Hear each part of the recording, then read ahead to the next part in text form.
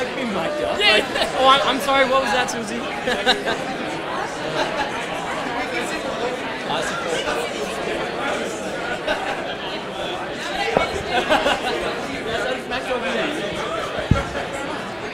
Oh, hi, Alex.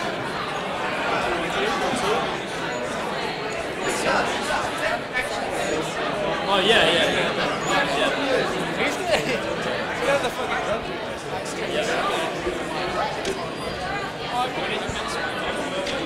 That's it. Solidarity, mate.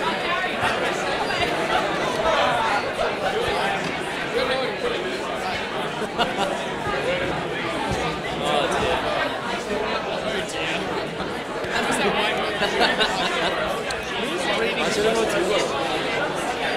Who's the person who's questioning us? Because I couldn't tell. But where do they set up?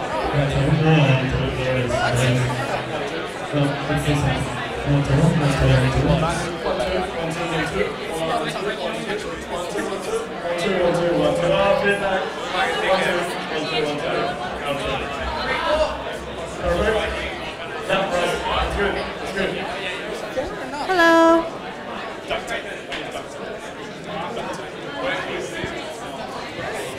Is this all hacks in the audience? Or?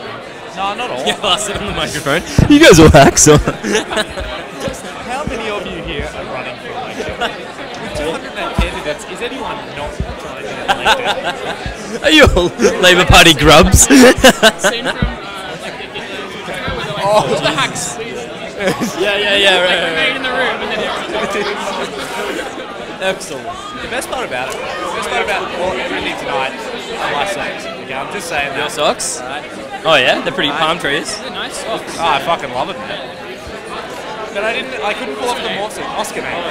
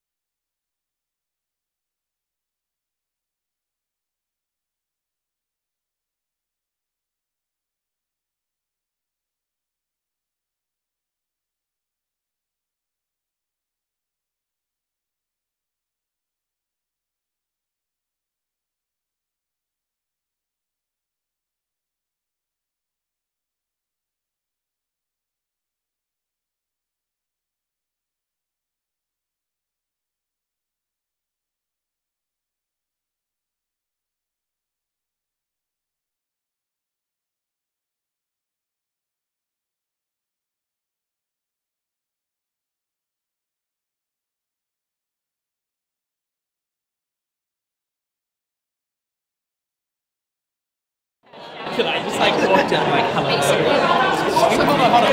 Hold on. GAC is grants and academic. They do what? They give you money. Grants and affiliations, they affiliate clubs and societies and then they grant them Okay, I money. do chemistry, so if I want to apply for a research grant, that's not these guys. No. So that would be the Australian Research Council. Who are you, by the way, man? I'm Jed. Nice to meet you. Students be cold? Yeah, no. Actually, Actually, I agree with student housing. I'm with all students against student housing. Well, you think so? I like my policy.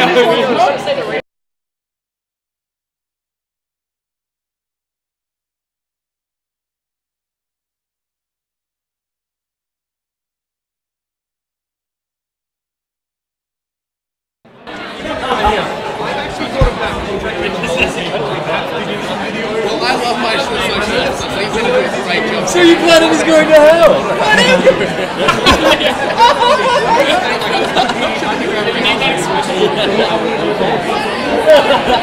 One bottle of wine.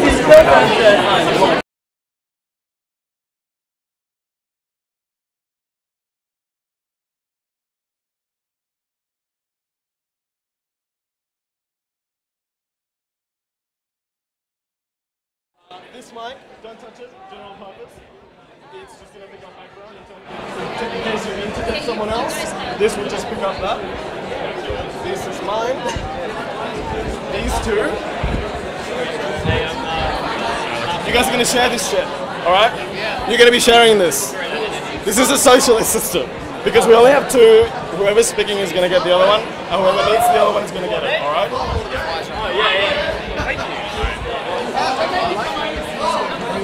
cold throat.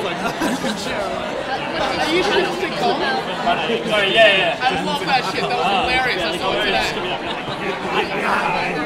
Exploitation department idea. It's divestment. Okay. We'd like to create a student ANUSA department. Get investments out of coal and then come back on. Yeah, why not? You are fish. No, good. Yeah, one of my policies is an open cut mind in union court. So I think I feel like I'm in the joke ticket range, which is good. But I think it's good because it'll mean that the things I'm saying amongst people saying completely ridiculous things will sound better. I think it's going to be very You do have pen and paper. Write down my policies now. I can't actually speak. You know what? We're going to do well. It's a great stepping stone. I'm a trooper. Oil on campus. Then divest. And also divest. Okay. I'm sure we can figure something out.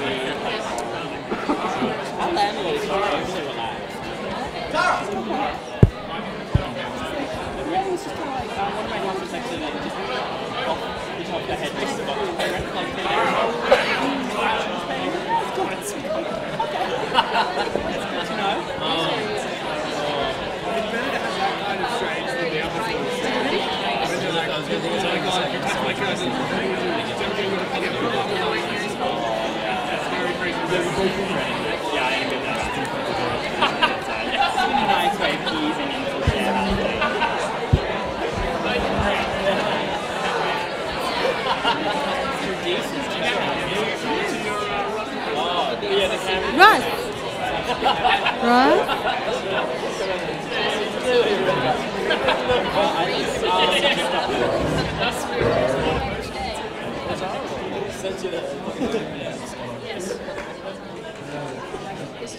Hello.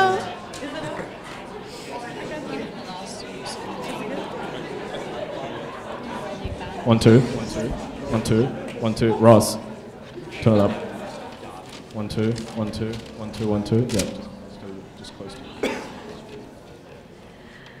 Hi everyone and welcome to the Great Presidential Debate. I'm just going to get the probity officer for the election to make a short announcement. Angus? Hi, just a quick one. I've only received one of the independent candidates' statements of intention. Could they send them to me, please? Ooh, it's not a Woroni event if things don't get controversial. Thank you all for coming today. I'm Tara, Editor-in-Chief of Woroni. This is Alex, our Managing Editor. Hi. Hey. With the future of higher education and fee deregulation currently up for debate in the Senate, student representation and advocacy has never been more important. It is evident from the turnout tonight that students are deeply invested in their representation. Last year, we had one presidential candidate running unopposed. This year, there are 9. What a grand comment on student engagement. I'm going to ask everyone at this juncture to turn off their phones before I forget. As the primary body for undergraduate support, the responsibility of the ANUSA executive is enormous and continues to grow in the face of renewed challenges of fee deregulation. We're here tonight to ask the candidates of ANUSA what they can do for the ANUSA presidents, what they can do for us, the student body of ANU. The hashtag for today is #GreatPresDebate. Mitch and Gordy over there will be live tweeting the debate on the Woroni Twitter account. Cool. Now, in terms of debate structure, today there will be 3 parts. The first will be general questions for which 3 to 4 candidates may speak. The second is specific questions sent in by the ANU student community through our online forum on Facebook. The last is where we open it up to the floor. Pieces of paper will have been distributed to you at the door or on your chairs. Feel free to fill them out and hand them to either Polly or Beatrice, who are over there waving. They will be wandering around picking them up. Raise your hand and they will collect them from you. Those watching at home online, please ask questions to the candidate via Twitter or Facebook. At any point, after the first candidate has given an answer, a second candidate may jump in to speak against that answer or request a clarification. That second candidate will have 1 minute to speak. The first candidate has a right to reply for 1 minute. Please wait till every candidate has finished speaking before making an interjection. We also request the audience to respect the candidates and acknowledge the pressure of the situation. Only positive feedback will be tolerated. We reserve our right to remove people from the room if necessary. We're just going to go through a quick rundown of the policies. If the presidential candidates are listening. Hi guys. Hello. What's the kerfuffle? Doesn't matter. Oh, doesn't matter? We hadn't met each other before. So Oh, wow. Well, we'll introduce I you. just employed him. Yeah. Oh, you employed him. nice. The investment is already on a roll. So for Fling today, Fling's 3 policies today are about, number 1, campus engagement. Fling wants to see ANUSA fighting for the interests of non-residential and residential students, international and domestic students, as well as students of all genders and backgrounds. It wants to ensure efficient and stable support for clubs and societies, review the funding model. It also wants an internal reform, empowering every gender, collective officer, and member of the executive to do everything they want to do better, to make ANUSA better. Computer science. Computer science doesn't have a presidential candidate, but they're definitely a ticket. They want to change GAC to a Clubs and Societies Council, which will include reps from ANUSA, PASA, general student population, and selected reps. Investigate alternative funding models for the council, and help clubs and societies develop and improve their operations. We've got the student house party. Wave student house party. It wants to invest. It wants to invest ANUSA funds into residential property to be able to afford student-owned and operated housing options. It wants a better nightlife. Open bars until 2 a.m. every night and offer food. It wants free hire of share house appliances. That's useful. And buy an ANUSA ute to help people move out.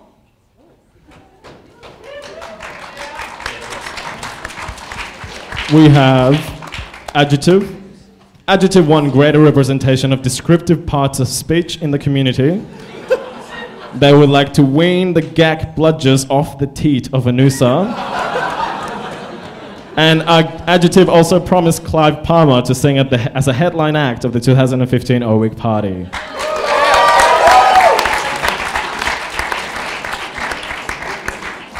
Divestment, do you want to take a bow? Divestment wants to stop ANUSA's investments in coal and coal seam gas. We have also catch.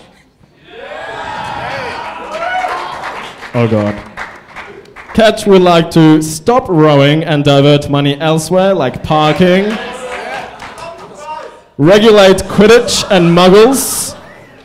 And they would also like to introduce a men's officer for the much underrepresented demographic of male students. Yeah. Connect. Wave Connect. Connect wants a new funding model developed in consultation with the departments. It wants greater marketing, more relevant and inclusive services, and efficient internal ANUSA structures. Connect wants to make a stand for tertiary education funding in light of the proposed federal government changes. We also have Fetch. Fetch would like to continue the momentum against fee deregulation, formulate a campus-wide alcohol policy that allows students to be responsible and enjoy themselves at the same time, and they would like to reformulate the collective funding model. Swipe Right is not running a presidential candidate, but Swipe Right wants to end parallel import bans on textbooks, establish a regional, rural, and remote students officer, and better student services and amenities. We've also got Students Dig Coal.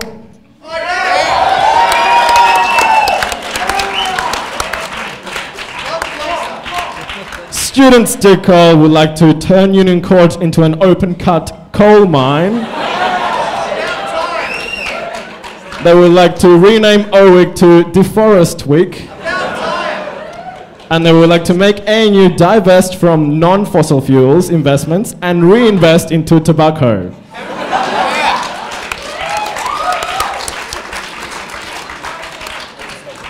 So now that we've introduced the ANUSA presidential candidates for 2015, we're going to get to question time.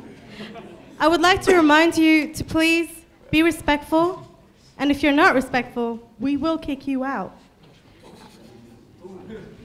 Could we please get the candidates to test their mics quickly? 1, 2. Yep. Hello. Perfect. Great success.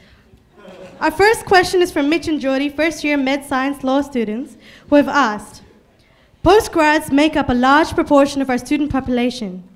How will you work with PARSA to help make postgrads feel more included in campus life? I'm going to direct this question to Fling, Student Housing, and Connect. Fling, would you like to speak first on that question? All right. It's fun to get to kick off the debate tonight. So one of the things that we've really thought about is that particularly ANU has begun to is now focusing on the flexible double degrees, in which students in the last year of their undergraduate degree are actually entering postgrad education. So our goal is to work with PARSA to look at how we can support students through the flexible double and to ensure that that model is working, and also to ensure when we go into SAF negotiations that all organisations feel they can get adequate resourcing out of the SAF pool, PARSA included.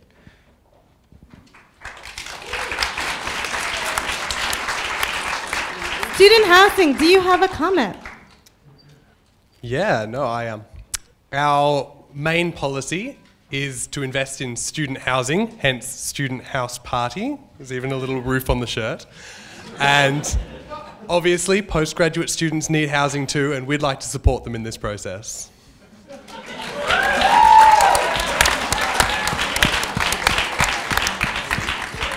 Connect. Hi everyone. So I guess PARSA represents, I suppose, the same role as ANUSA. We currently do a lot of work with PARSA currently. So with the current Our Campus Make It Safe, that's done in collaboration with PARSA. Queer Department has run events with PARSA as well. So we currently do a lot of work in the area, and I think that's really important that we continue to do that next year. And yeah.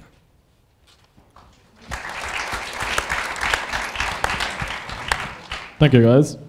Next question is directed to Connect, Fling, and Fetch. George Orchard, Union Chair, has asked, how will you work with the union to deliver for students? Connect.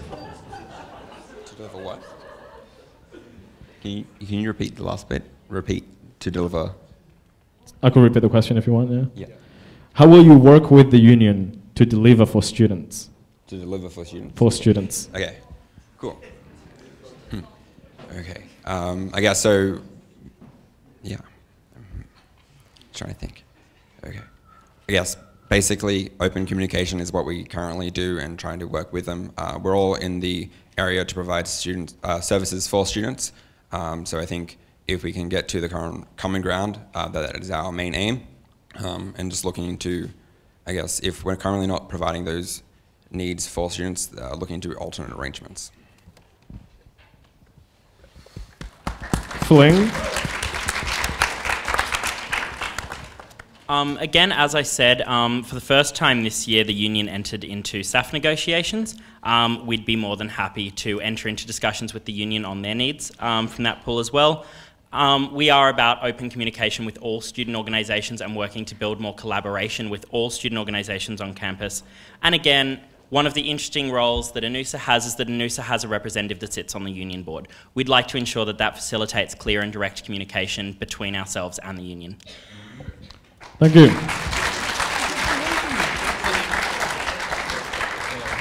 You guys don't have to clap at the end of every single candidate, otherwise you'll have no hands by the end. Keep going, guys. Get it all out of your system. This is your moment. Clap. Clap away. No more clapping now. Thank you. Fetch. So I think it's a fantastic question. I agree with the other candidates. Oh!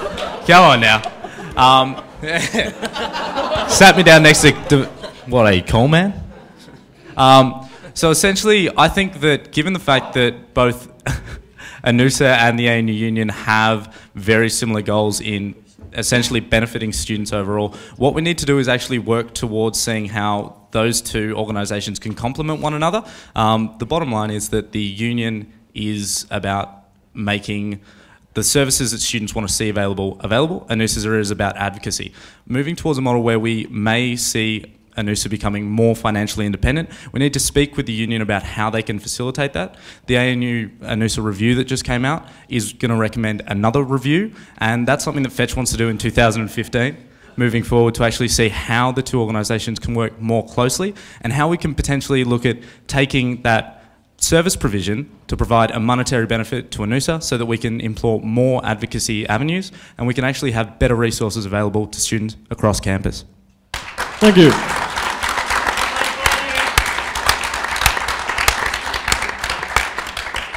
I believe we have a comment. Oh yeah?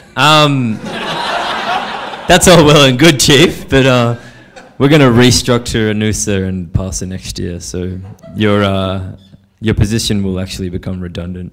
But thanks. Adjective would like to smash all unions, including the ANU one.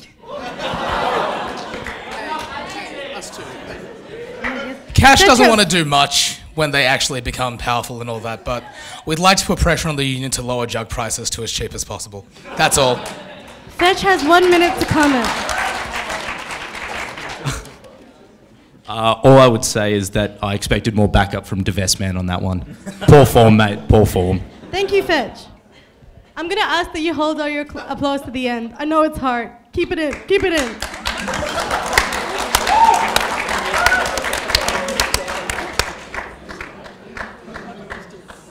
I've got a question for Divestman, Fetch, and Connect.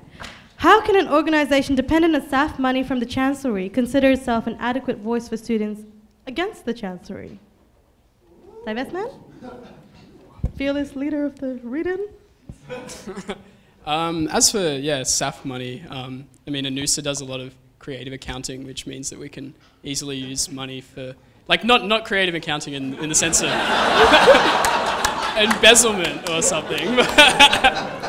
But no. In all seriousness, it's very easy to take the SAF money and then steal money. Well, no. Fuck off. No.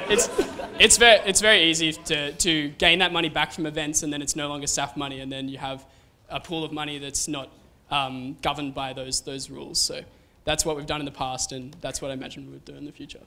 But. Fetch? So essentially, SAF money has very particular legislation around it. The fact of the matter is that the university does need to provide it to student services, and I think ANUSA as an advocacy body, we can, even though we're dependent on money from Chancellery at the moment, that doesn't mean that I can limit what we can do. Yes, well, look, Coleman can.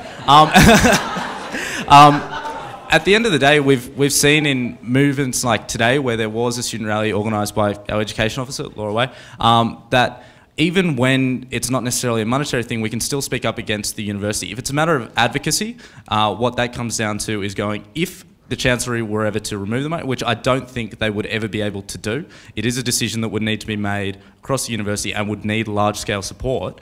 ANUSA would still be able to organise advocacy that wasn't monetarily based, or we can look to external sponsorship. The earlier question about the way that the ANU Union and ANUSA would work together is a perfect example of how two student organisations could collaborate to fund advocacy and to fund service provision. Thank you, Oscar. Connect. Cool.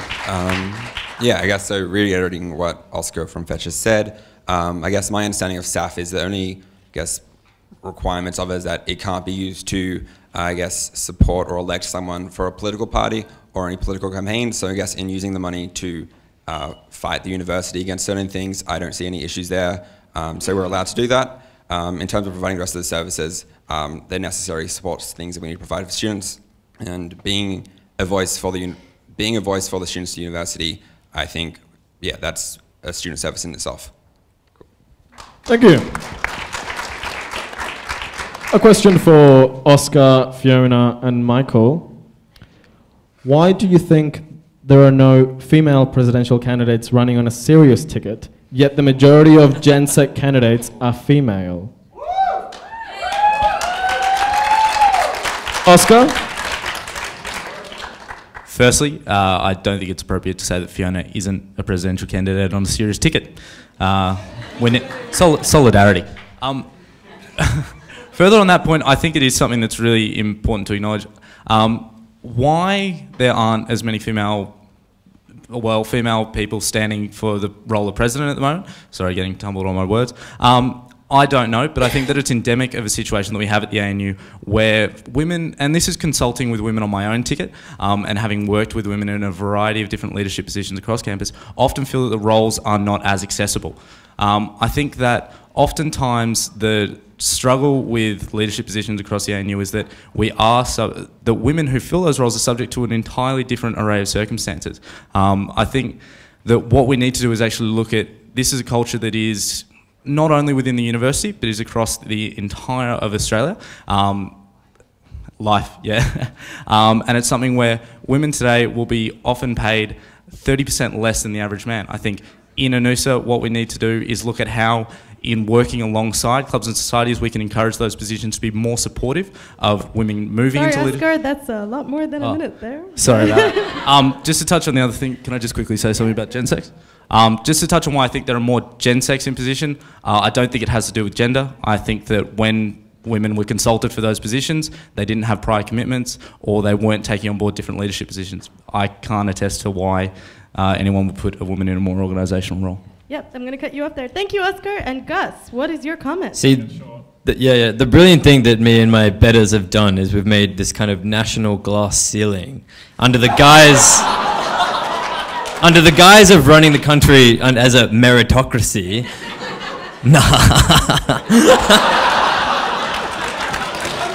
Thank you, guys. Fiona?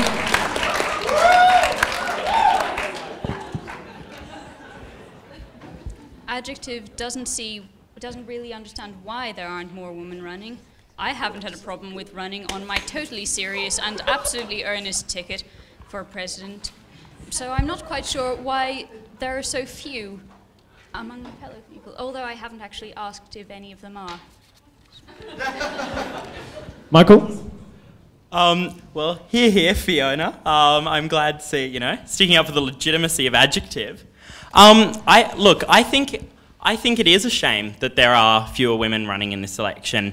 I will touch on the gen sec issue. When I was formulating Fling, I spoke with a variety of male and female potential candidates, and Ella Masri was the best choice for us, regardless of her gender. And I think, again, we are seeing, really capable candidates, and I think regardless of gender, we should celebrate that we have some great candidates here for this election. Thank you, Michael. Louis, I believe you have something to say. Hey, yeah, one of my superpowers is just to be able to say how it is, and it's pretty disgraceful. From the discipline of philosophy, this is a huge problem as well. Like that's what I study, and Fiona Jenkins actually runs the centre that devotes itself to studying these kind of issues, and she's just released a book that addresses the question of why are there just so few women, not just in the academy, but in particular in philosophy? Why is that discipline inaccessible to women? And I think it relates to the nature of philosophy itself. But if we're going to take a really radical philosophical stance, I reckon maybe we could divest from genders. Thank you. Thank you. Tom, first-year law and policy student, has asked, despite the advent of numerous organizations and charities in recent times, there is still a massive amount of social stigma surrounding mental illness. On campus, I've noticed a distinct lack of any mental health campaigns or strong advocacy organizations on campus. What tangible outcomes would you set out to achieve in regards to mental health in your one-year term? I'm going to ask Fling, Connect, and Fetch to answer this one. Fling. All right, so this is something we've put a lot of thought into as part of our safe and healthy Fling policy. For us, it is about, we notice there is a huge stigma in our community that surrounds mental health, and it's a stigma that shouldn't be there. As a campus, as a student body, we do have a duty to promote health, well-being amongst our students, and to push for effective mental health services on campus. Something that we're also very concerned about is that our student services are also accessed in far fewer numbers by non-residential students who have very limited support networks. And that's part of one of our major policies, which is incorporating a non-residential engagement review on our campus. We want to see all students from all backgrounds who face all kinds of pressures being able to access effective mental health services on campus. And as an advocacy body, we want to effectively represent this issue and show that ANUSA does not stigmatise mental health issues. Thank you, Michael. Jed, I believe you have something to say? Yeah, I'm just going to interject here and say there's been a fair bit of research done on this, and not by us specifically, but in the psychology field. The two major places where mental health stresses occur is at work, so for us that would be students, or life on campus, and at home. And so I feel that it's really important, like we were just saying, both to support off-campus students here when they're on campus, but also to try and create a supportive community for them off campus. And that's what we're trying to do in the Student House Party.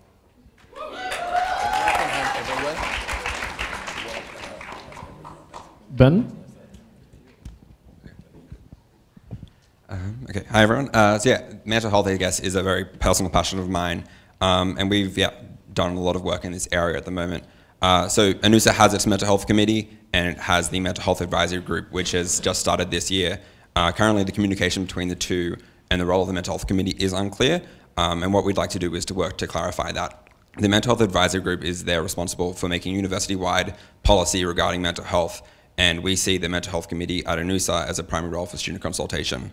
Another key aspect is fostering greater mental health literacy among our student community. How we plan to do that is also by offering free mental health first aid training sessions and suicide prevention trainings similar to what we've run this year through the Mental Health Committee, being available to all club society executives, to all ANUSA representatives, to all department officers and any other interested students. Another key area we'd like to focus on, which currently isn't being given any attention, is international student mental health. A key area about that is the difference in cultural stigma in terms of help seeking, with other, I guess, countries having mental health registers and which, I guess, add stigma to people seeking help. And on that note, how we want to address that is by doing a concerted marketing campaign to raise awareness about these issues in terms of Australia context. Thank you, Ben. Fetch? So similarly to Ben, mental health is a matter that's really close to my heart. In 2012, I was lucky enough to sit on the mental health working group that was organised by the ANU, and that did a complete audit of the mental health services available on the ANU. What was found from that was that there are services available around the ANU that can help to destigmatise mental illness, but more so than that, can actually help to just make sure that students in an emergency and in a crisis have access to resources that are cost neutral or low cost. I think that what we need to do is work towards actually engaging community leaders, and especially on the topic of destigmatizing mental illness. It's a massive thing within a variety of communities, and Ben touched on it really well. International communities especially, we're often talking about what it is that's going on and coming out when you don't have the same cultural norms as a lot of the people who you are studying with and who you see on a day-to-day basis is an enormous thing. It's crossing a barrier that I don't think we do currently facilitate, and I think we need to do a lot more work around it. The way that Fetch would hope to do that in 2015 is working around making sure that all the avenues are properly advertised, running a whole-scale media campaign that engage different leaders across the community, both from the international community, from the domestic community, and from different clubs and societies, so that people could see that it's not something that you have to be ashamed of or you have to go off campus to speak about. You can actually be comfortable talking to your classmates about it. You can be comfortable going to ANUSA to ask for help and support. Beyond that, I think it's also about making sure that the policies that would support it are in place. An effective alcohol policy, and making sure that we know that the areas where people often abuse sort of those things and where people fall into traps, we're looking at. If you could wrap it up. Yeah. Where people often, sorry guys, going over time, where people often fall into the rut of not seeking help, we're looking after them there. Perfect, thank you.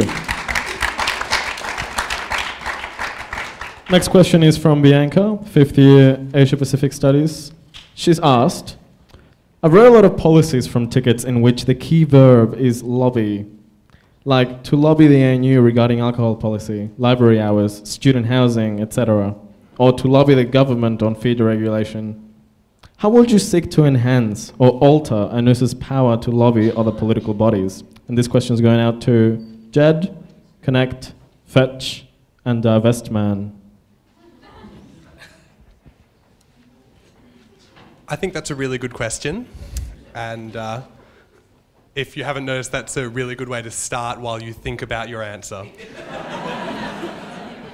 So I feel that ANUSA actually has quite a lot of capacity to lobby. We represent a huge proportion of the people on campus. In terms of the total number of people, I think there's about 18 to 20,000 staff and students on campus, and ANUSA represents half of them. So in terms of lobbying with ANUSA, I think we've got a lot of power there, and because the president of ANUSA sits on the university council, he can get involved with that, get involved with the meetings and talk to the people who need to be spoken to about these issues to lobby effectively. Fetch or Ben? Cool. Yeah, so I guess I agree with Jed. ANUSA is well positioned to lobby, I guess, the university and more. At least in our context, what we've been considering is if ANUSA is going to be a lobbying body, we want to do it with evidence. So part of our education, I guess, policy is doing an education review. So in 2008, ANUSA ran an education review looking at teaching and education services on campus, and that's something we'd like to restart in 2015 to look at the progress we've made since 2008 and also addressing more questions about fee deregulation and the services that we want students want the university to provide. The survey in 2008 got 1,800 respondents, and by getting that number of students, if not more, we think that is great evidence to give to the university and, I guess, supports our lobbying efforts. Thank you. Divestment or Fetch? So I think that in terms of how ANUSA can better lobby Chancellery and how we can better lobby at a national level, it's about mobilising the forces that we already have available. As each of the other candidates have touched on, we do have an immense power in our student body and the number of students that the ANU has. We don't have the largest campus, but we can mobilise to an enormous extent. The fact is that when we move to the front of Chancellery, when we actually vocalise what it is that students feel, above just what the Chancellery can say they're representing, that's when we have the strongest capacity to lobby. But it's also about taking solutions to Chancellery rather than problems. And that's why all of the policy that we've tried to provide has clear solutions or ways that we can work through issues. I think that very often Chancellery finds it easy to go, those are unrealistic goals, you can't achieve them. So what we have to do is work through consultation with university stakeholders and make sure that we're representing as best we can everything that, that ANUSA wants to see, but mobilising students to show that. In terms of NUS on a national level, it's just about representing the policy that ANU students want to fight for as best we can. Thank you. Davasman? Lobbying, like most terms in politics, is a rather nebulous one, but I think what it really means is a way of wielding power outside of institutions, and that could be a very powerful thing. And actually at Fossil Free ANU, we value the power of this institutional sort of politics. We're building a grassroots network that's been very successful about getting the issue out there into the public, and in an institution like ANU, which has great power in public life in Australia, when these institutions move and support and stop to support certain things such as coal and coal seam gas, that can send a message to everyone, one that has a great deal of moral clout. And actually just a testament to our grassroots lobbying here tonight, I'd like to just acknowledge the fact that it's fantastic to see every one of our presidential candidates tonight wearing one of these orange squares. So maybe we should have a round of applause for that. That's fucking... Thank you, Davesman. Adjective, you'd like to comment? Yeah. We feel that we could improve lobbying on campus by adding adequate air support. Short and sweet.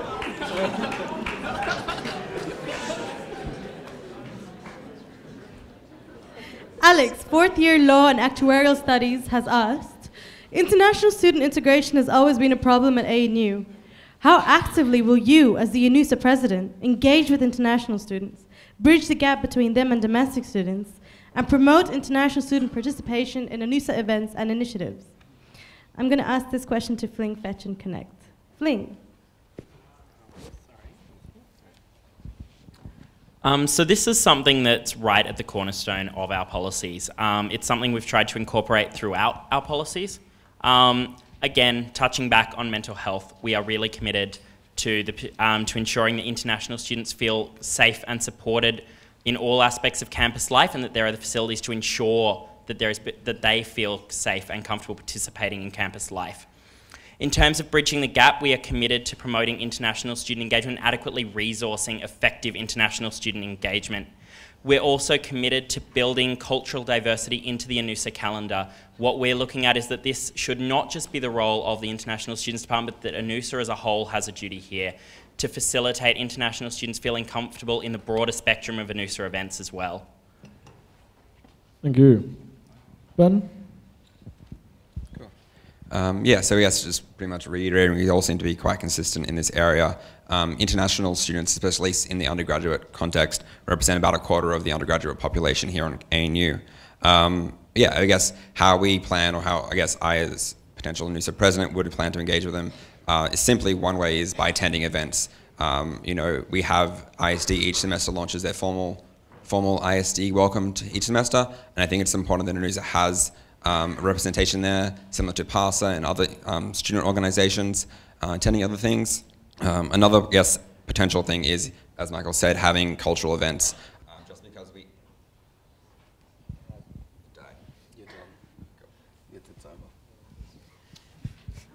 Yeah. Cool. Is this one working? Yeah. Just because we have the International Students Department doesn't mean that ANUSA is doesn't have a role to play to support these students as well. Having events such as, similar to the Singaporean Students Association, night markets and more cultural events, lets students know that we value cultural diversity, that international students are welcome here, and that we enjoy having events in this area. Divestment would like to say something? Yeah, I'd just like to quickly add that actually conversations with international students at ANU is what has really driven home the message of catastrophic climate change for me. Like a conversation with a student from the Philippines, he was responding to the question once, what do you say when someone questions the reality of climate change? And he said, well, for us, it's no longer a debate, it's an experience. And he was referring to the 2013 super hurricane that occurred there, and they're still counting the bodies to this day. And that was just an unprecedented event that just is a testament to the fact that although we're one of the countries that bears the greater responsibility for creating climate change, the risks have been unevenly distributed to the poorer countries around the world, and international students and the conversations with them is where a lot of that personal wisdom comes from about those sort of things. So, yes, divest. Thank you. Fetch. So, I can see our Fetch treasurer, Robert Lee, staring at me. He's clearly thinking about this one. He works as a VP liaison with ISD at the moment, so I better get this right. I think the biggest thing is that a lot of the events that ANUSA runs are predicated on the typical, what I would say are Anglo-Australian cultural norms. The fact is that alcohol consumption within a lot of international cultures isn't as normalised as it is within Australian culture. He's a sharer. The other thing is that oftentimes ANUSA will run events that I think are fantastic for a large amount of students, but the reality is that for many international students, the clubs and societies on campus, you know, the CSSA, the Singaporean Student Society, are their strongest connection. You know, they're people who share language, share culture. I think the best thing that ANUSA can do to engage and make sure that they're a presence within the international community, aside from ISD, is to really engage with those clubs and societies, to be present, to consult, to make sure that the people who those students feel represent them the most wholeheartedly are actually being brought in for those periods of consultation.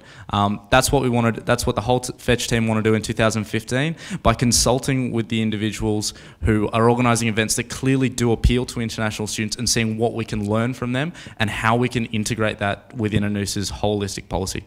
Thank you, Oscar. I would like to ask the following question to Fling, Connect and Fetch, seeing as you're running CAS reps. Carrie, fourth year Bachelor of Dramatic Arts and Arts student, has asked, how do each of the presidential candidates plan on responding to the drastic changes to the Bachelor of Arts degree announced recently by CAS? Fling? Oh, Fetch, because you have the mic. So anyone who's sort of looked through our policy can see that one of our key policies is quality of education. The fact is that at the moment, the ANU is trying to reduce exactly how much quality they need to offer, whilst proposing that they will be increasing the cost of our degrees if fee deregulation becomes a reality. What we want to do is take a lot of the strength from this year, take the momentum and take it on board to next year. Ensure that we're offering support for students who are transitioning their degree, but also ensuring that we're offering tutorials run by students, for students, to show that if the university chooses to take away the value from our degrees, that we will react. Working alongside our CAS reps at the moment, that's what we're trying to formulate, making sure that we've got concrete plans for anything that the university does, and making sure that we can react in a way that shows that students still care about the value of their education. Connect? All right. So obviously the Bachelor of Arts Review is a monumental change to the way the College of Arts and Social Sciences operates. One of my CAS reps on Fling, Tess Hemmings, is currently on the board of the Society for Arts and Social Sciences and has been a very active and vocal advocate on this topic. We are committed as a Fling team to effectively lobbying with the college through the BA Review Committee and its Education Committee to push the ANUSA voice. We will be pushing consultation with students and communication of the impacts of these changes with students. We want to ensure that where there are changes to education, that our team is your voice on the impacts of what happens to your education, and that we're able to effectively represent students at all levels. And we will be dealing across all levels of the university, including within the College of Arts and Social Sciences, to effectively represent students on this topic. Thank you, Michael. Ben? Well, yeah, I guess a lot of it's already been said. I guess consultation is the key thing. Our policies in regards to CAP look at more, I guess, student consultation from within the different courses and the schools, making sure that we get an accurate voice of all the different students. Yeah. Thank you, Ben. Kat, I believe you have something to say. Catch, if elected, has no art students in its entire committee. So, once we are elected and we are in power, we would like to scrap the Bachelor of Arts degree entirely and replace it with something a little bit useful for the rest of society. Thank you, Catch. Oh dear. I've got a question now that may go a little bit to that nature of creative accounting that you referred to earlier, Davesma. Dallas Proctor has said to this question, he's the bookkeeper for ANUSA, PASA, and Woroni. With only 3 months left of their term, the 2014 ANUSA team has spent just 49% of their $1.96 million budget. This could mean an end-of-year surplus of between $400,000 and $600,000. So, most students expect staff to be spent for their benefit. With this in mind, what improvements to ANUSA services and staffing do you have planned in order to spend an additional $600,000 per year? I'm going to ask that question to Connect, Fling, and Fetch. Cool. Thank you, Dallas. Yeah, so I guess the surplus is a bit of an issue currently. I think there are ethical concerns about having a surplus at the end of the year. Students provide staff this year to be spent on them this year to provide benefit to them in that year. I guess there are numerous options. I guess Jed would advocate for the money being spent in housing. That is one possible avenue. I guess from Connect's point of view, further research will need to be done. There have been other examples of students' associations investing in housing, haven't gone well, with UC, for example. I guess looking at the Canberra housing market as well, it seems to be plateauing, neither good nor bad. Different people suggest otherwise. I guess other options are in terms of changing staffing. What we're looking to do is to implement a GAC officer or Club and Societies liaison, which would be a part-time position, looking between $25,000 to $35,000 a year. That obviously isn't the whole $600,000. I guess the other option that comes down to it is applying for less money in SAF. If we don't have the capacity to spend it, I'd be very interested in looking at ways we could, but I guess if there are ethical concerns about not spending the money within that year, we probably shouldn't be applying for as much. Thank you, Ben. Go ahead and apply for less funding, more to us. Jed? I believe you have something to So say? the Student House Party is not in favour of applying for less funding. Not because we don't think Woroni is very important, but because we've got some other uses in mind. So we've proposed investing some of this surplus in student housing, which we feel, as I've said before, which will provide a greater return than the way ANUSA's budget surpluses have been invested in the past in term deposits. So term deposits generally return about 2.5% per annum, and the average rental yield, which is how much you get renting properties, is 7% per annum, roughly, in Canberra. So even if you're not interested in student housing at all, which I would think is bizarre because we're all students and we all live in houses, then you should still be at least considering the possibility of investing ANUSA's budget surplus in some kind of financially rewarding investment. Thank you, Jad. Fling.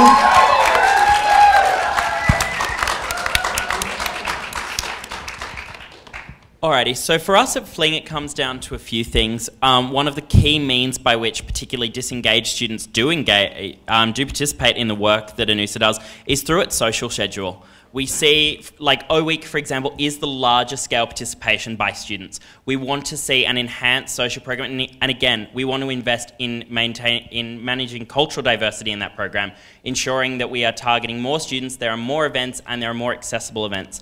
We also want to see effective funding for the engagement of international students and adequate resourcing for international clubs and societies and for initiatives that benefit those markets. What we're also committed to doing, and I've seen Jed's residential policy, is to seeking external financial advice for a viability study to be conducted into different means of investing the ANUSA surplus, including examining and seriously examining the viability of ANUSA investing in student housing. Thank you. Catch, I believe you have something to say. What we do is think is very few questions are actually directed to us, so we'll grab it when we can. We'd just like to point out that if Catch is elected, money will not be an issue and we will be able to fund all of the student housing and any other program you need. Thank you, just Catch. thought I'd add that because... Adjective? Anything to say? Anything? We'll stop the boats and that's how we'll get all of our money back. Thank you, Catch. Rowing. Adjective would be able to spend just about exactly the amount of the surplus on beginning of the provision of aerial support to our lobbying, as our current projections are that with around 400,000 we can begin investing in getting the ex-Soviet planes, and with another 200,000 we can run them. Fetch. That's a hard act to follow. I think that, firstly, just with response to the question, accounting on an extra $600,000 a year is probably not something that's very feasible. We know that budgets are constantly changing, and especially when we're looking at whether SAF is something that we can rely on long term. I think that what we need to do is we need to invest that money in actually looking at alternatives for funding for ANUSA. We need to be actually reviewing how it is that ANUSA can remain feasible not only now, but into the future. And Ben's very right. The money that we have now from SAF, students expect to have spent this year. And that's a responsibility that we have. It's to invest in facilities and in service provision for this year. Whether that is in doing reviews of things that we want to see happen in 2015, what I think Fetch will be aiming to do, well, what I know Fetch will be aiming to do, is at taking that money and actually putting it into reviewing exactly how ANUSA stands and making sure that we can be economically feasible and fiscally viable for years to come. Thank you, Oscar. There's a follow-up from Sam Guthrie, 5th year Arts Law, and I'm going to keep these to Fling, Connect and Fetch. Queensland Senator James McGrath has introduced a private member's bill in the Senate proposing a policy to abolish SAF. If this is passed, what would each president propose to do for funding in 2015? Fetch, seeing as you have the microphone. To be honest, if that was something that was passed that directly, I I think that the only real solution would be a merger between between ANUSA and the ANU union, something that would be similar to a guild that we see at a lot of other universities, where we take a service provider that does make a profit and we instill that into the advocacy arm. We can also look at external sponsorship from corporate bodies, but that's something that we wouldn't be able to rely upon long term. And I think it's a fantastic question, and we need to be looking towards solutions for the issue long term. Fling? Again, I think Oscar has touched on a really interesting point regarding ANUSA and the ANU union. We would need to look at that point, investing our money in such a way as would provide sustainable revenue generation. We would understand that we would be somewhat reliant probably initially on the ANU for funding. We would be looking to negotiate with the university to see what funding could be provided in that space, be examining our options. I imagine that the surplus, in all practicality, would have to be used partly, and we would be looking to probably modestly use that surplus, and again, to seek professional external advice on how we can manage the resources that we do have. Cool. Yeah, so I guess reading both of them, the key point is looking into additional revenue streams, whether that be investing in housing, investing in businesses. I guess in terms of whether the merging with the union or not would be a good idea, I guess it could potentially rush us into a decision we may not be ready to make, but we do have reserves in our bank accounts at the moment, which would at least see us through an initial period of transition. I've got a student housing question now. So student housing, please don't get too excited. Chris, third-year Commerce and Arts student, has asked, how will you respond to the residential college changes proposed in Stephen Mill's email? This could potentially homogenize the colleges, strip them of their unique cultures, and create a greater demand for student housing off campus.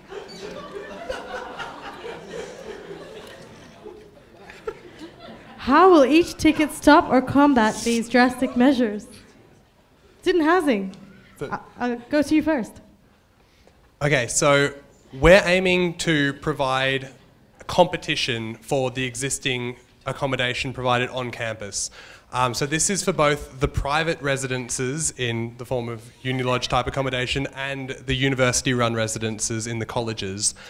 We believe that by providing a lower cost residence that still provides cultural integration and allows people to get involved with the university community, we can help students avoid the rising costs of university accommodation, and perhaps escape this homogeneity that some people fear is creeping in with the 2013 review. That being said, if elected, the Student House Party representatives will be trying to pursue the review and make sure that the student voices are heard against this kind of thing. Could I go to you next? And then Flynn. Cool. Yeah, so I guess the student housing, at least the email from Stephen Milne, is quite problematic. At least Connect's view at the moment is that if they're proposing 5% increases, we want them to justify it. What exactly is this 5% going to be accounting? What is it actually changing? Why is it actually happening, I guess? I guess that is the key point. I guess looking at also what consultation has been done with students, not just within their resident committees, but with also staff members as well. And yeah, I guess that's probably our key point of changing that, is advocating to justify why these increases are necessary and making it transparent at every point. We are adamantly opposing any of these changes. So in sort of my non-fling capacity, I'm the chair of the Inter-Hall Council, which is the committee of the presidents of the halls and colleges. Our social officer, Stephen Yates, is the president of B&G. And in those capacities, we have already worked on making submissions to the Deputy Vice-Chancellor Academic in consultation with ANUSA, who, with the DVCA overseeing these changes. We are pushing for consultation on these changes. We've also noted the drastic issues stemming from the extension of the accommodation guarantee, which requires a 20% buffer in bedding, which means a 20% lower return rate in second and third year, which in many cases are the leadership years for students living in halls and colleges, and also a chance for them to still access support services that they need. Our view is that if there is going to be an increase in fees, there needs to be that the increase should not be in fees. The increase should be in the amount of accommodations provided, and that accommodation should be affordable. We are committed to lobbying the university on day one. If we are elected, our submissions will be made at the return of the poll, not the day we take office. We will be pushing on this so that these changes and our submissions can be heard before next year and before these issues take effect.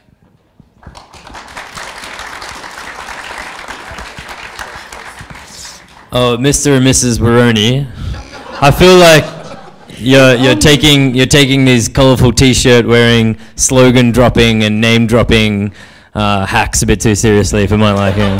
But no. You're the one wearing fluoros, mate.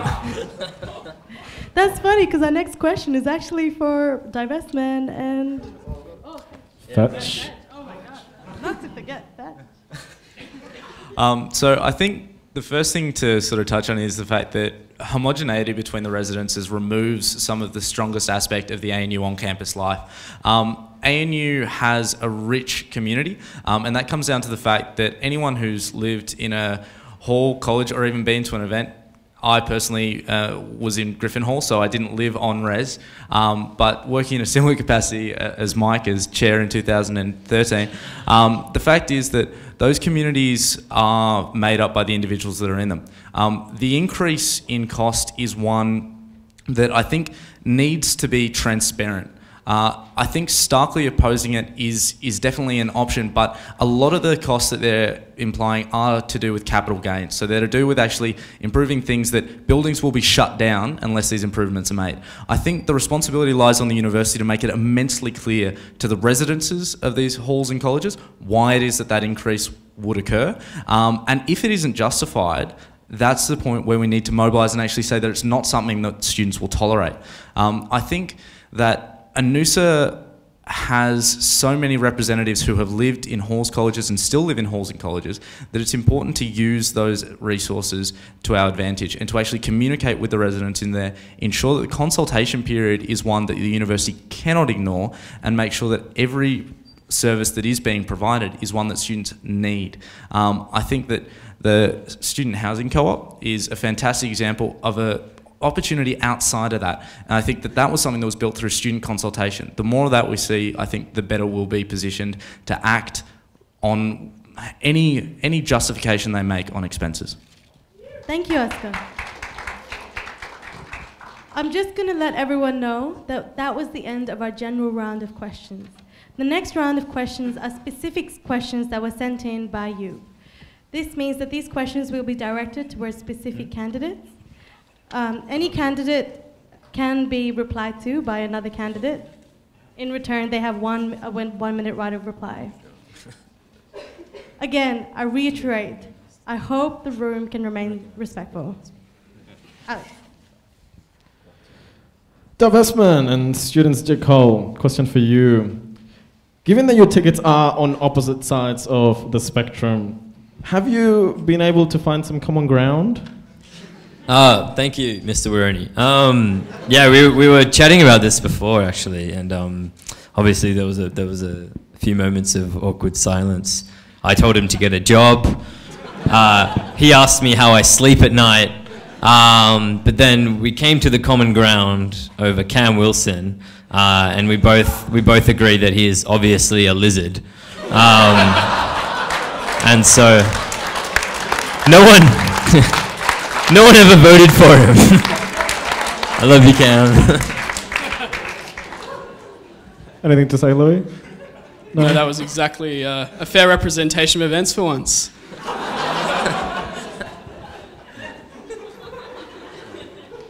So, I'll just ask a follow-up. What are your respective visions for the ANU? Well, my vision for ANU is an ANU in which all the students vote yes on the coming referendum so that we can divest from our investments in coal seam gas and coal. And that would be an ANU where ANU has integrity as a public institution, becomes a leader on the issue of climate change, which is a great catastrophe of our time and a great moral challenge, not just a technical problem in need of technical solutions. So we can be part of that that moral, rise up to that moral challenge as an institution, as ANU, and send a really strong message. So that's my vision for ANU. We could turn ANU into a glorious paradise of climate activism, and all you out there can be part of it.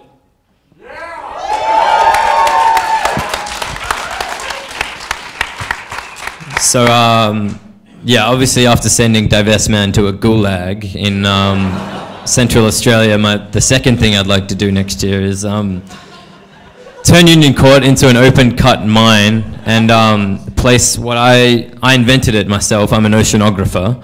So place what I like to call, because I named it because I made it, a synergizer in Union Court, and to just channel synergy from the local Canberra region and really just, and then profitize that. No.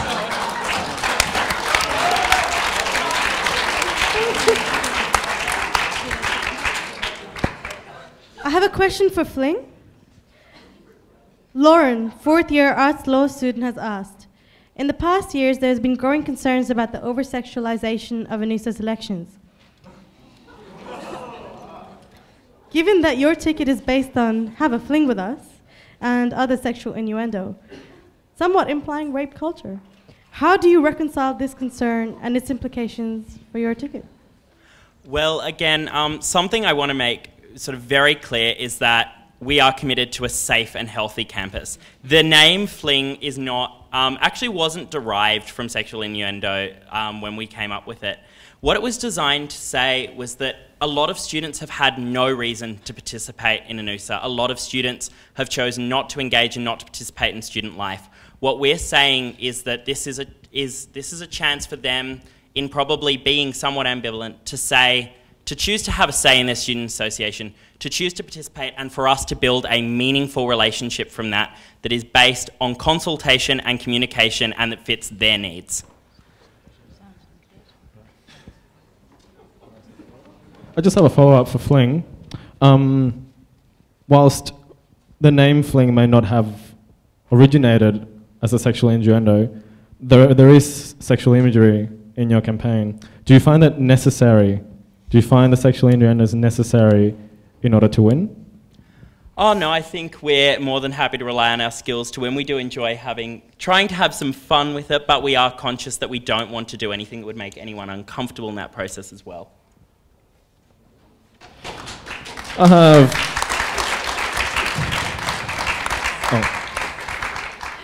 The only woman on the panel would like to comment. Speaking of making people uncomfortable, how many of you are going to avoid harassing people as they go through Union Court during the election week?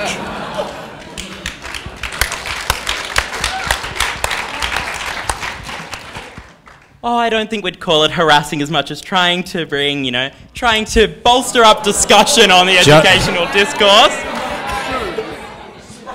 From what I've heard in previous years, many of your fellow students would disagree with you there. Just jovial encouragement. All right, perfect. We'll move on. Catch. Finally, a question for you. Oh. Catch. This is my biggest problem with your campaign. And it tears me apart. How do you actually plan to regulate Quidditch and Muggles? Well, I'm very glad you asked that question, Mr. Woroni. Hey? Oh, no. First off, let me say we define a Muggle as anybody who plays Quidditch, is a part of the Harry Potter Club, which I found out, half an hour ago does exist, or is otherwise really disconnected from the reality that we live in. Now, we'd like to regulate them by forcing them all to wear badges that state in capital letters, I am a Muggle and I cannot fly. This was meant for the Quidditch team originally. Now, we decided to take this a bit further. We'd also like to give them compulsory armbands with special Muggle symbols that we'll put on them, that they must be required to wear at all times so they can be monitored for any suspicious wizarding activity. And we could take it further, but I feel like, judging by the expressions, I think that's far enough. Thank you, Kat. My next question is for Fling. No, fetch. Wrong order. This question is, I'm probably going to combine two questions. One of them is by Erin Gillen, a women's officer, and the second is by Sam, a fifth-year arts law student, and they're both about the same issue. The ANU liquor statute was designed to promote safe events on campus. Why do you not consider it an adult policy? That was from Erin Gillen. Secondly, the follow-up, Sam, how does Fetch propose to represent students under the age of 18 in regards to that same liquor? So I'll answer the question in two parts. Firstly, I do definitely understand that the statute was created to ensure a safe campus and safe alcohol use and consumption. But in consultation with a number of different students, and especially Jack Gordy, who's our social officer, who's worked around organising those events, it's important... safe consumption. It's important to make sure that we're not treating a statute as something that should limit safe discussion about alcohol. On campus, many students who have come from different environments, straight out of school, wow, he's really chugging it. It's important to make sure that students aren't limited just to drinking in their rooms, that students actually know that when they're going to an event, there will be alcohol there, and that people know that when they go to an event, there will be alcohol present, and at those events, it's going to be managed properly.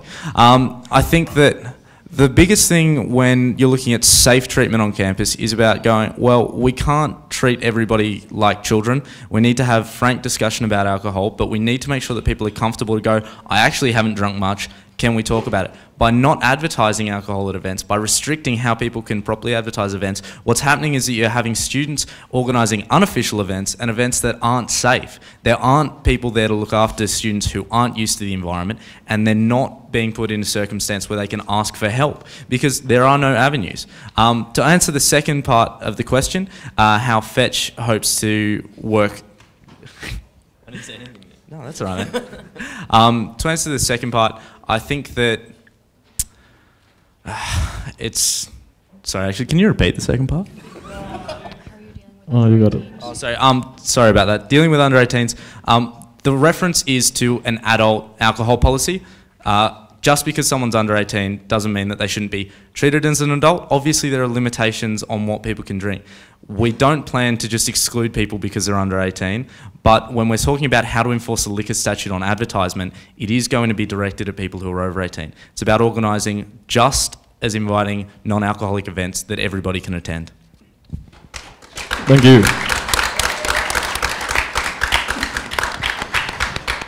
A question for Flynn. Rupert, a third-year engineering student, has asked, Michael Harrison, on your website you've listed increasing communication between ANUSA President and the Interhol Committee. What is the Interhol Committee? Is it similar to the Interhol Council on which you currently sit and to which the ANUSA President has traditionally had a standing invitation?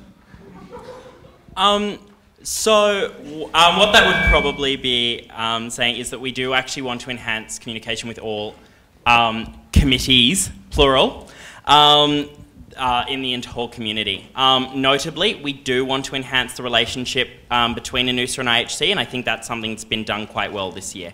I think we want to ensure that we're, particularly with such monumental issues standing up in the residential sphere, like the increased residential tariffs, that we are using organisations like the Interhol Council to provide a joint student effort on combating these kinds of challenges. We also have pushed that we would like to see the ANUSA social officer sit on the Social Interhol Committee to ensure that we're building effective communication and bigger, stronger events that incorporate the halls and colleges so that we can prevent clashes and get all members of the ANU community participating in events on campus. Thank you, Fling. Adjective, another one for you. Oh, great. Do you have any comment on GAC's structural funding issues? Yes, we do. As some of you may have known from following our Facebook page, we would like to propose that in the future all clubs and societies that wish to receive funding from GAC must first produce evidence that they've applied to at least 40 other organisations for grants in the 12 months previously. Thank you. Then, Woroni saw that during the OGM you voted for the funding of the women's collective equal to $5,000 without requiring a budget. Do you believe collectives shouldn't be accountable to the students who fund them by publishing a budget? I guess I would argue that collectives or departments are accountable. So departments, at least as per the Constitution, are required to produce SRC reports listing expenditure, as well as get the internal audit at the end of the year as part of the annual internal audit. Whether that or not has taken place over the previous years, I guess, is an issue both with departments and ANUSA itself. So in terms of looking forward to next year, I guess, to make sure that those financial accountable measures are in place, a key emphasis will be on providing training to all department officers, making expectations clear as to level of expenditure required on SRC reports. But I guess I think collectives and departments are accountable as per their constitutions and the ANUSA Constitution. Thank you, Benjamin. Alex has a follow-up.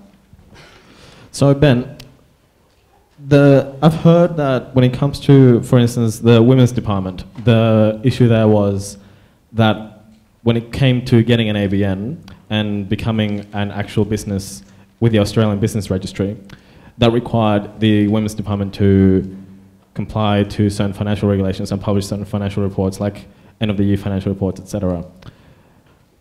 And I know for a fact that Sophia Wu, your treasurer, was adamantly against that. Isn't transparency something you can always get more of? And the fact that, yes, you have to publish a couple of reports, and the fact that you have to publish a couple of reports at the end of the year, why is that an issue?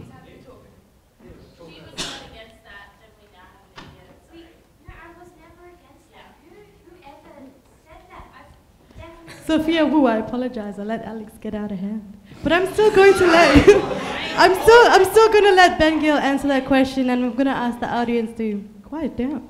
Ben Gill. Nanny State. Okay, can you repeat the question as per the clarification?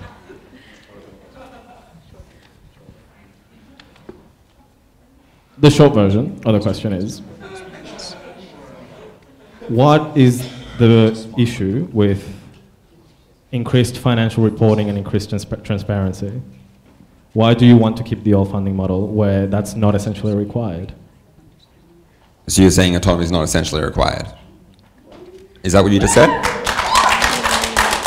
Are you saying that autonomy is not required for minority and or oppressed groups on campus? Oh dear, this is getting to be a bit of a tit for tat right here. Alex, I'm going to get you to restrain yourself. Ben Gill, I apologize for Mr. Woroni over here. But I will ask you another question. Okay, go. Why did you abstain from voting from the presidential report? Okay, as I said in the comments to Woroni, I felt that the presidential report was an oversimplification of a few of the issues provided in the report, and I guess as such didn't feel comfortable passing it or denying it. Thank you, Ben Gill. Again, apologies. Student housing party. Ooh, Cam Wilson, ANUSA President.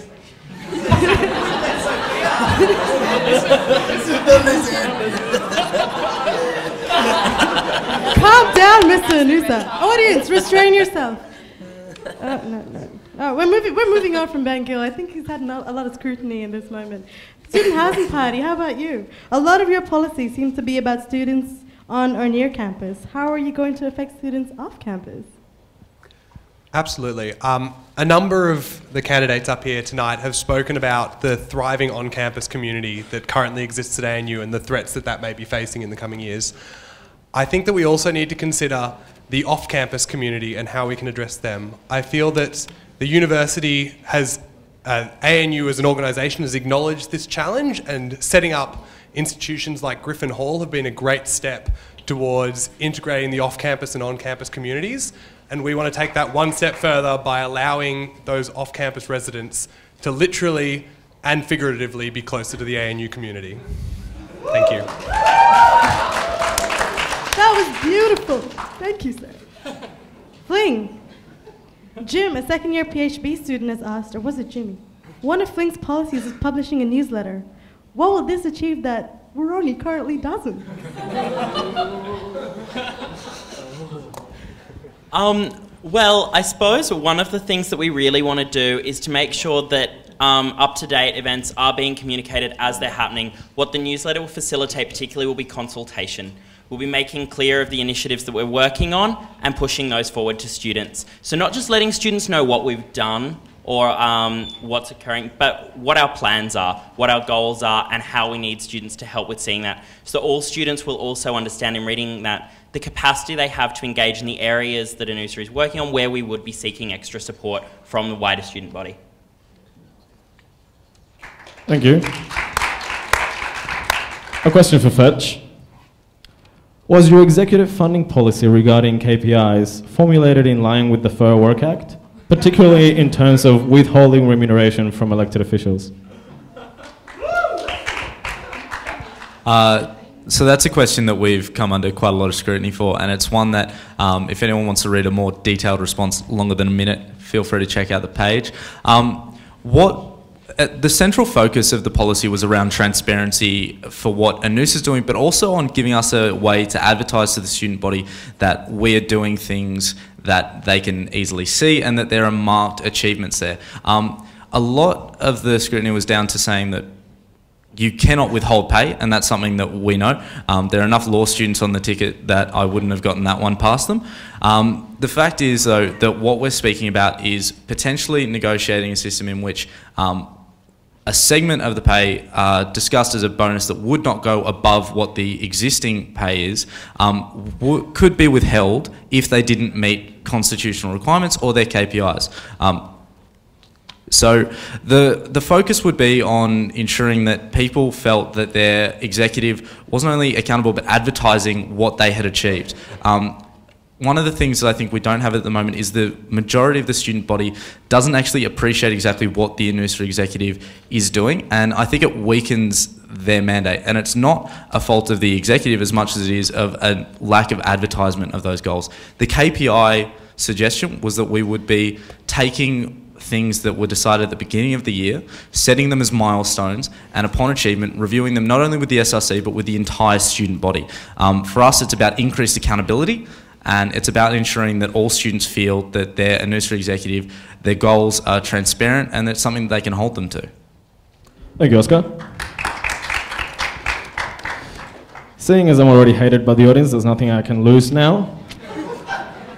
Woroni has been hearing rumours that Fetch, Connect and Fling have been approached by the ISD with the following deal. We promise you votes if you promise extra funding next year. Could the tickets please comment? I'll be the first to comment and say that that's not something that we have been approached about, and it's not something that we're going on board with. I think that often in negotiations there are misunderstandings, and I think that often in negotiations there are different perspectives, but I think it's ridiculous to suggest that anybody here would be facing that. The fact of the matter is that everyone is a student advocate, and I think I'm defending the point a little bit harder than I need to, because having consulted with Robert Lee about a number of our departments, it's just not something that anyone would, I think, be in favour of, or that anybody would see as a wise decision. Yeah, I'll say very clearly, I met yesterday with Susie from the ISD. There was definitely no "we'll promise you votes for X amount of money." What we did identify is that yes, there is a need for resourcing to ensure the ensure the engagement of international students. That's not to say that that's pledged money to ISD or anything. What needs to happen is that we do need to engage international students. What we've committed to doing is is particularly logistically working to support ISD and support international student engagement in general.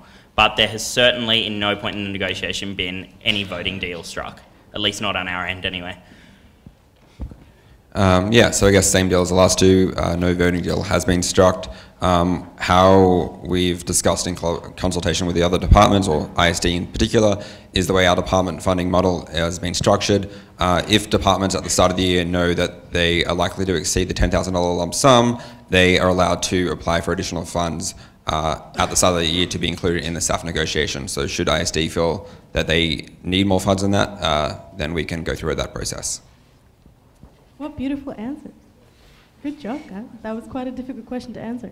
In the last half an hour, Polly and Beatrice have been running around trying to get your questions. And thank you to the audience for being so patient and so polite. But I am going to ask them to choose 3 questions each that they like best and come on down and we'll ask them for you. Give them a big round of applause.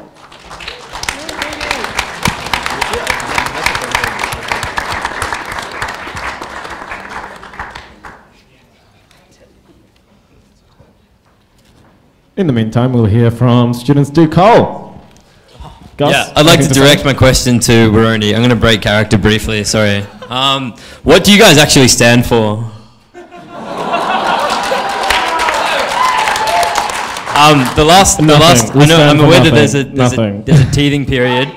I'm aware there's a teething period, but the last few weeks have been riddled with spelling errors, infiltrated by right-wing hacks, given puff pieces to big dogs in the Chancellery, and I'm just wondering where this paper is going at the moment. So I'd like everyone in the audience to remember that Gus McCubbing was actually one of the print editors on the print team, which is probably why he feels so connected to this issue. Answer the question. I apologize, Gus. It's probably my dyslexia. We're going to get to the actual questions for this debate. And Gus, I'm going to ask you to restrain yourself. Put on that hot hat. The first question is from M. Toothless. That's what they stand for. I can take it, Gus. I can take it. First question is by M, for the Student Housing Party. Given several series of incidents regarding safety and harassment that have occurred at the co-op, and the lack of pastoral care support structures, since you are proposing ANU-owned residence with ANUSA funding, how are you going to ensure the safety and well-being of students at these proposed residences? So, a number of the candidates have discussed the services that are available on campus to students, and there is some forms of pastoral care support and particularly mental health support for students on campus, and I feel that one of the roles of ANUSA in general should be to advertise all of these student amenities that people can access when they need them. In terms of specifically student residences and how to support those students, it's unlikely that ANUSA will ever have the funding or the infrastructure available to provide pastoral care in the way colleges do, but I feel that projects like Griffin and the Fenner Virtual Hall could provide that to students who need it. Thank you, Jed. We've got a question for from the ANUSA exec. I'll direct this to everyone. No policies that have been launched currently have been shown to the ANUSA executive. Who have you been consulting about policies that has experience? We'll start with Ben. Cool. Well, yeah, I guess I'll take a page out of the book and go, no consultation was done with the ANUSA exec in this situation.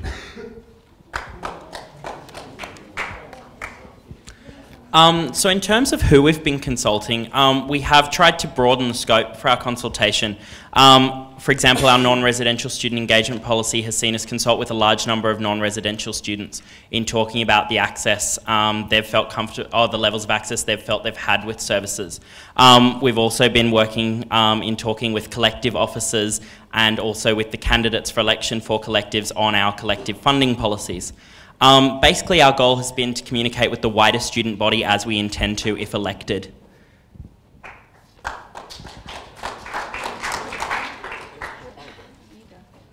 We didn't really consult anybody. We didn't really value their opinions, so... We've consulted small numbers of students from every college, largely on what policies they think they like, and as a result, we've ended up with some contradictory policies because we accept all opinions as valid. Yes. Just to touch on our 3 central policies, our policy in regards to the alcohol statute, that was done through consultation with individuals who've organised events throughout this year and in the past, working alongside that alcohol statute and trying to manage within the parameters of it. With respect to our quality education policy, that's one that is, I think, a staple of the Fetch campaign and something that we're going to drive in 2015. And that was one that we consulted with students across the entire campus with. The fact of the matter is that it's a matter that affects all students, and that's why we thought that it was sufficient to consult with students from different departments, who've had different experiences, and who were seeing it from a different perspective. And our final sort of key policy, the consultation was done with regards to largely within the executive of our ticket, and that was due to the fact that we have all worked within different residences, different communities, and in different leadership roles. And we thought that, considering the nature of policy development, it was better to have that cohesive discussion in the group, and we felt that brought about the best policy. Thank you, Oscar. Just on the topic of consulting, I guess I am diverse man, so I have to mention that we're having a very innovative form of consultation at the same time as these elections, which is the referendum. It's the first time one's been run, and you can all vote in it, and please vote yes. So, thank you. Thank you, diverse man. Fetch, a follow-up. If you're happy to give a KPI bonus to the exec, when will you constitutionalize the deputy officer honorario? That's something that, going into 2015, sitting down and consulting with all members, we would come about a decision. Constitutional change is a massive thing, and I'd hate to comment on exactly when we would be doing that, having not stepped into office yet, and not knowing the parameters that we would be experiencing at the start of 2015 and from the 1st of December. Thank you, Fetch. Alex is having some trouble with the handwriting. I'll take over. I'm having some trouble as well. There's a question by Raymond Bukar for Fetch. Fetch plans to ramp up the fight against deregulation, presumably by dedicating ANUSA's time and resources to more protests and stunts. Do you think this time, energy, and funding could be better used on services that directly improve students' lives? I would argue that, without question, that does directly improve students' lives.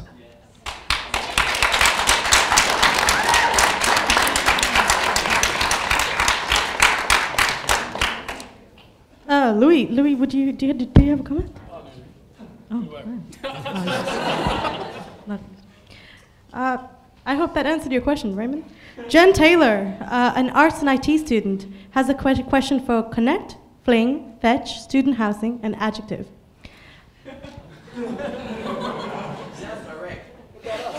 How will your tickets handle the lack of diversity in terms of the discipline studied by your candidates and the narrowness of opinions caused by this? Wow. Connect. Cool. Can you just repeat the question one more time, sorry? Yeah, I apologize. How will your tickets handle the lack of diversity in terms of the discipline studied by your candidates and the narrowness of opinions caused by this? Okay. So the lack of diversity in the team members of Connect, if that's, yeah, cool. I guess we have the college representatives, which at least try to advocate for each different academic college. Most of our team members, specifically college reps, are advocating for class reps, and at least in the case of CAS, looking for school reps to make sure that we have adequate representation in each area. The college reps, at least so far, are planning to work with each of those class reps to foster meetings between them and foster greater communication from there. And I guess that's how we plan to engage with students in different disciplines to make sure that any issues are heard and that can be brought up to the ANUSA, and if any issues need to go further, that ANUSA has a role to play in that as well. Thank you, Ben. Student House.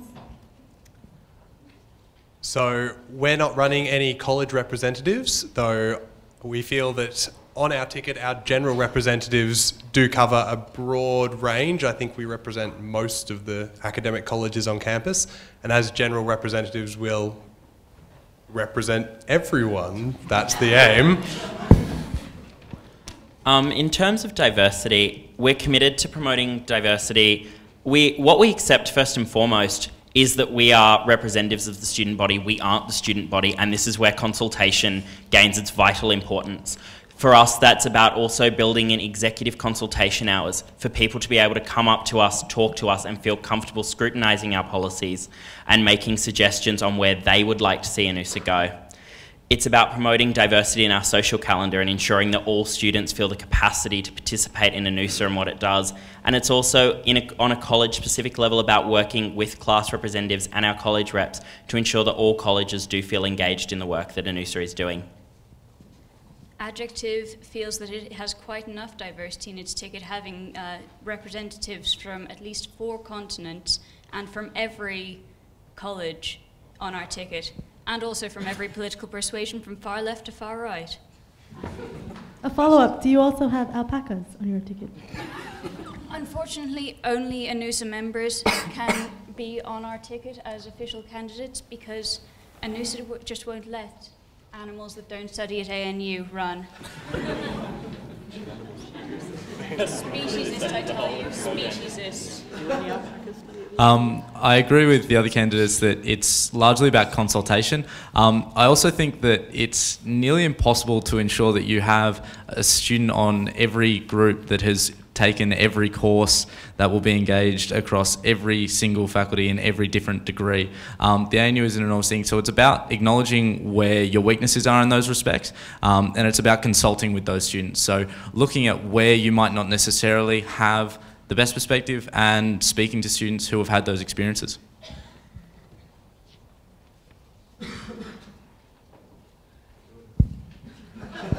That's just like your opinion, man.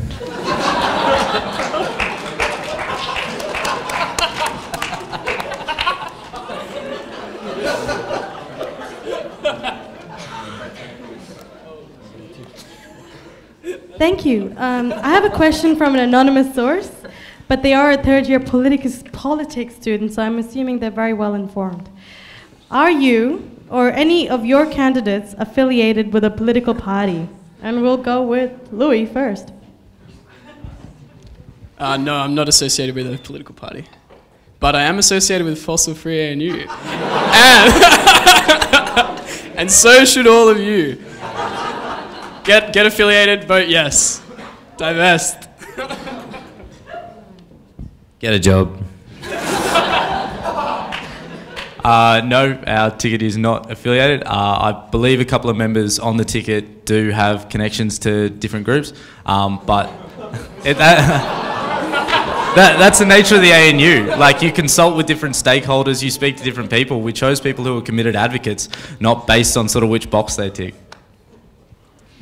I'm not affiliated with any political party, and I have no idea whether anyone on my ticket is, as we aren't McCarthyists.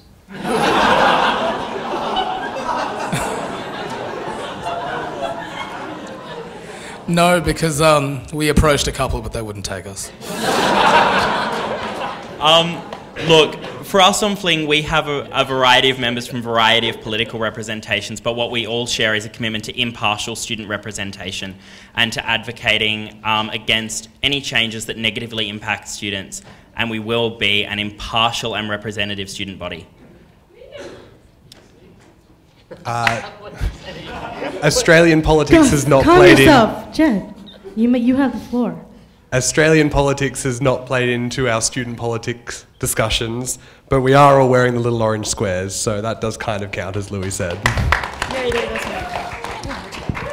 Yeah, I guess no members of the ANUSA reps on Connect are. We have one NUS delegate who is a member of the Labor Party, but isn't heavily involved.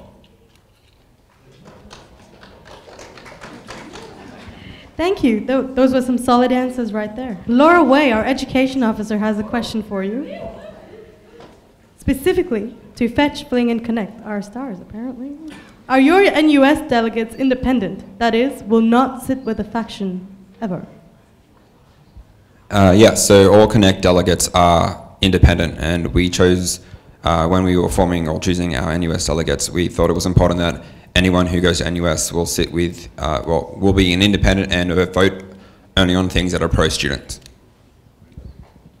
This is a discussion I've had with all of my NUS delegates. Something that we have made very clear is that none of our NUS delegates will sit with a faction on any item that is contrary to our policies.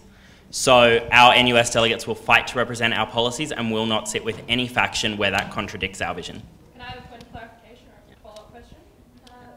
Does that include voting for national executive members?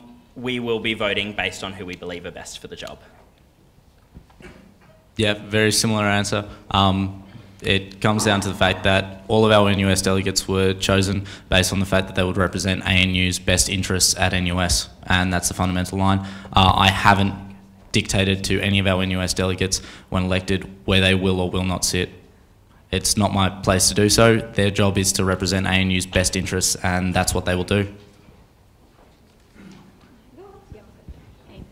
Our NUS delegates include people who would not fit within any of the given factions, particularly because some of them oppose the existence of the NUS.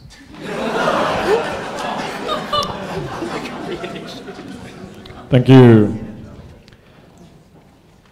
Just a tweet from Connect ANUSA 2015. Fetch has no informed opinion on officer honoraria because they have no experience in this area. Hashtag great press debate, hashtag your words not mine. Fetch, do you have anything to say? Sorry, could you repeat that? Fetch has no informed opinion on officer honoraria because they have no experience in this area. The argument that just because you haven't filled a position means you have no perception of the position or capacity to comment on it, I think is quite rudimentary, and I don't think it's the approach that we take to any other level of advocacy. I don't think it's what we should take to officer honoraria. Good answer. I'm going to thank thank everyone for contributing to the debate. The 6 questions chosen by Polly and B were 6 of the best that I could probably think of. Thank you to all 9 of the presidents here. You have faced some very tough interrogation tonight, not only by the audience, but by my fellow Mr. Woroni. Thank you so much for your time. We really do appreciate the time that you've taken to sit here with us today. And it definitely demonstrates the commitment to ANUSA and to the student community. Thank you all for coming today and being a part of the consultation involved in representative democracy. Next week, on Wednesday, the 27th of August, Woroni will be hosting the Editor-in-Chief of Frankie and MCCT4 to give a talk to inform us all how to get published. I'll see you there. Thank you, guys.